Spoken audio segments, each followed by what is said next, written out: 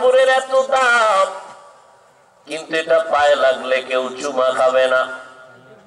Normal কাপড় কোরআনের সাথে লাগছে, গিলাফ নাম হয়েছে, দাম বেড়ে গেছে। দামি কাঠ দিয়া চেয়ার বানাইয়া পড়ছি, ওই চেয়ারের দাম নাই, ওখানে পাও লাগলে কেউ কিছু মনে করে না।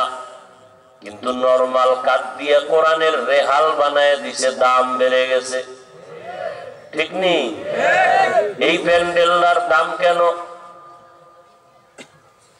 এখানে তো বহু বেনামাজি বসা আছে, বহু বেপরদাওয়ালারা আছে, এরপরও প্যান্ডেলের এত দাম কেন? একমাত্র কোরআনের বরকতের কারণে। আমি বান্দার এত দাম কেন? আমিও তো মানুষ, আপনিও তো মানুষ, আমার এত সম্মান কারণ কি? একমাত্র কোরআনের কারণে। ঠিক নেই? আপনিও মানুষ, আমিও মানুষ, কিন্তু আপনি যদি এখানে এসে বয়ান করেন কতক্ষণ পারবেন জানি না, আর লোকজন কতক্ষণ শুনবে তাও জানি না। মাওলায় যারে সম্মান দান করবেন, কেউ তারে অসম্মান করতে পারে না।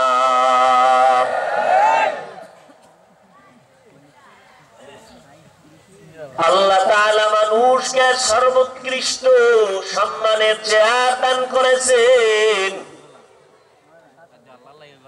আল্লাহ তাআলা বলেন, জমিনের মধ্যে কত প্রাণীর খানা আমি দেই, গর্তের পিপিলিকার খানাও আল্লাহ দেন। জঙ্গলের হাজারো প্রাণীর খানার আয়োজন কে করেন?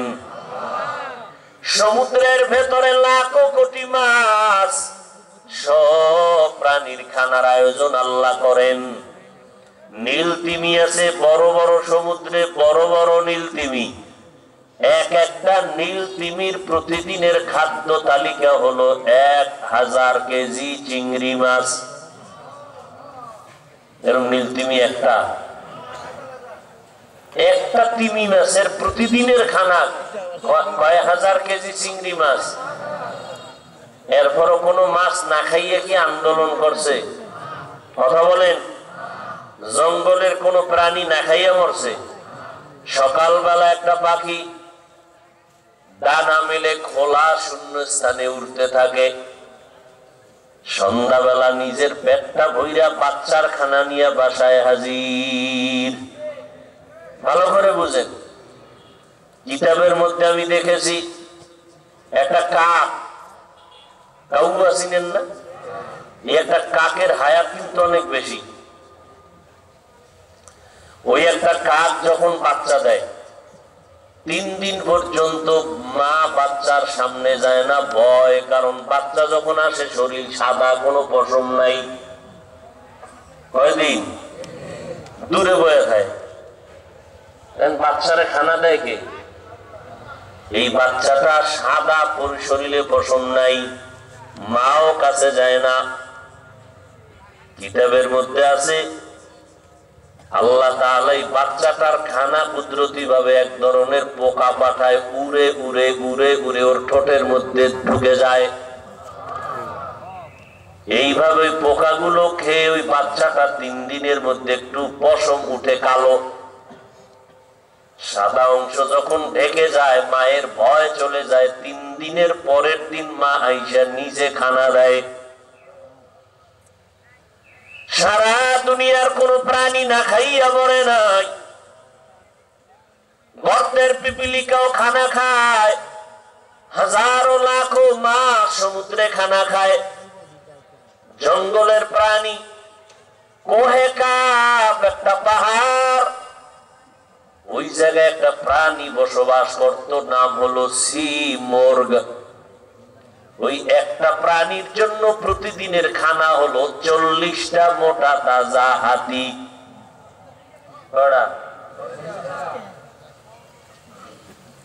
এবার বুঝেন, মাছ, গা, এই জঙ্গলের প্রাণী, যত প্রাণী আছে, এরা শ্রেষ্ঠ না আমরা শ্রেষ্ঠ? ওরা না খাইয়ে মরে না, আমরা না খাইয়া কষ্ট পাই কেন? ওরা তো শ্রেষ্ঠ না, আমরা তো শ্রেষ্ঠ, আমরা খানায় কষ্ট পাবো কেন? মাছ কষ্ট পাইলো না, না খাইয়া মরলো না। জঙ্গলের প্রাণী না খেয়ে মরে না, আমরা মানুষ না খাইয়া ধুকে ধুকে কাঁদি কেন? আমগো তো খানাটা আরো পিওর। আল্লাহ তো আসমান থেকে দেওয়ার দরকার, আসলে তো আল্লাহ দিছিলেন ডাইরেক্ট আসমান থেকে খানা আসতো। মুসা নবী উম্মত বনি ইসরাইলের সন্ধ্যাবেলা দেখতো কুয়াশার মতো হালুয়া পড়ে আছে জমিনে, আর পাখির বুনা বসত আস্তে আস্তে, ছোট ছোট পাখি এ দেখতো মাটিতে পড়ে আছে। আল্লাহ কইছে, এই নবী মুসা, বনি ইসরাইলরা কিন্তু চালাক না, অতি চালাক। আমি যেদিন যেই খানা দেই ওই খানাই যেন ওরা খেয়ে ফেলে, পরের দিনের খানা আমি আবার দিব। চালাকি করে যেন কেউ রেখে না দেয়, কালকে খামু কি, তাহলে চালাক করলে ধরা খাবে। ঠিকই বনি ইসরাইলরা আজকের খানা পাইয়া খুশিতে মজা লাগছে, কয়টার সব খাওয়া যাইব না, কিছু রেখে দেই, কাল খাবো। কালের পরে সব খাওয়ান বন্ধ হয়ে গেছে। নবী কয়, আফসুস মুসা নবীর উম্মত বনি ইসরাইলের চালাকির উপর। আমি হইলাম শ্রেষ্ঠ নবী, আমার উম্মতরা আরো আগে পাবে। চালাকি করে বনি ইসরাইলদের কারণে ওরাও পাইল না, আমার উম্মতও পাইল না। যদি চালাকি ওরা না করত, কিয়ামত পর্যন্ত বিছানায় শুয়া শুয়া আসমানের ডাইরেক্ট খানা খাইতো আমার উম্মতেরা।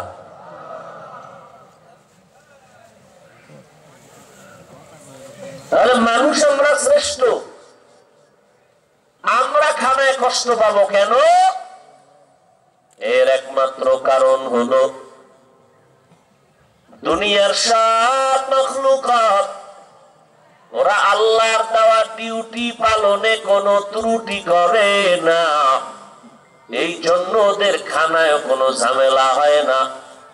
মানুষ কেন কষ্ট পাও? আল্লাহর দেওয়া ডিউটি পালন করো না, এই জন্য রিজিকও ঠিক মতো আসে না। একদল মুসলমান দাবি করে নামাজ পড়ে না, এই মোবাইল বন্ধ কর। একদল মুসলমান আছে নামাজ, আরে ভাই কথা বলেন, নাকি ইন্ডিয়ার মুসলমান? এই হ্যান্ডেলেও তো বহু মুসলমান আছে, ফজর পড়ে নাই, জোহর পড়ে নাই, আসর পড়ে নাই, মাগরিব পড়ে নাই, এশাও পড়ে নাই।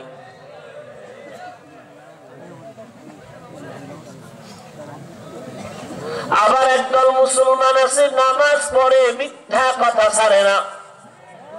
গরিবের হক নষ্ট করতে না পারলে মন ভালো লাগে না, অন্যের হক নষ্ট করার জন্য পাগল, সুদ ঘুষের সাথে জড়িত। মুসলমান হইয়া কেন নামাজ পড়ে না? নামাজি বান্দা কেন গুনাহ ছাড়ে না? এত বয়ান, এত বয়ান, দাওয়াত ও তাবলীগ ওয়ালাদের বয়ান, পীর সাহেবদের বয়ান, উলামায়ে কেরামের বয়ান, এরপরেও কেন আমাদের আমলের খাতা শূন্যের কোঠায়? এর একমাত্র কারণ হলো আমরা জন্মগত মানুষ হয়েছি, বংশগত মানুষ হয়েছি, আসল মানুষ এখনো হতে পারি নাই। জমিনের মধ্যে আসল মানুষ বানানোর জন্য আল্লাহ আবার নবীরে পাঠাইলেন মক্কায়।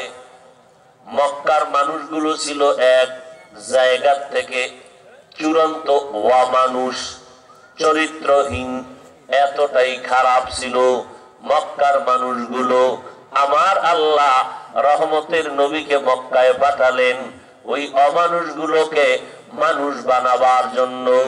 মানুষ বানাইয়া জান্নাতের বাসিন্দা করে দিবেন।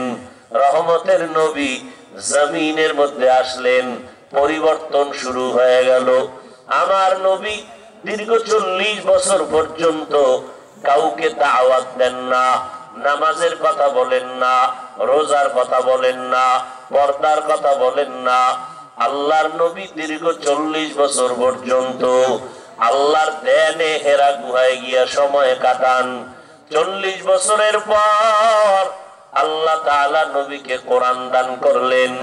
কোরআন নাজিল শুরু হয়ে গেল, নবীজির দাওয়াতও শুরু হয়ে গেল। নবীর প্রথম কাজ দাঁড়ে দাঁড়ে মানুষের কাছে যাইয়া যাইয়া কোরআন শরীফ তেলাওয়াত করে শোনানো। নবী তেলাওয়াত শোনায়, আর নবীর তেলাওয়াত শুনে দলে দলে বিধর্মীরা কালেমা পড়তে শুরু করে দেয়। 7 বছরের সন্তান, 12 বছর, কেউ বলেন 10 বছর, হযরতে আলী নবীর চাচতো ভাই, নবীর হাতে হাত লাগাইয়া কালেমার পতাকা উড্ডীনের শপথ নিলেন। 7 বছর থেকে 10-এর মধ্যেই হযরত আলী নবীর হাতে হাত লাগাইলেন, কালেমার দাওয়াত কবুল করলেন। নবীর তেলাওয়াত শুনে কলবের মধ্যে আসর করে, অ্যাকশন করে। আমার নবী দুনিয়ার মানুষগুলোকে মানুষ বানাবার ফিকিরে নেমে গেলেন। আল্লাহর নবীর আদর্শ পাইয়া মক্কার মানুষ এমন ভাবে মানুষ হয়ে গেল, স্বর্ণের মানুষে পরিণত হলো। আল্লাহ নিজে আলাদা করে নাম লেখা লেখা জিব্রাইল আমিনকে বলে, যাও নবীর হাতে লিস্টি দিয়া দাও, এই নামের বান্দা নবীর সাহাবী, আমি মরণের আগেই তাদের জান্নাতি ঘোষণা দিয়ে দিলাম। কয়জন?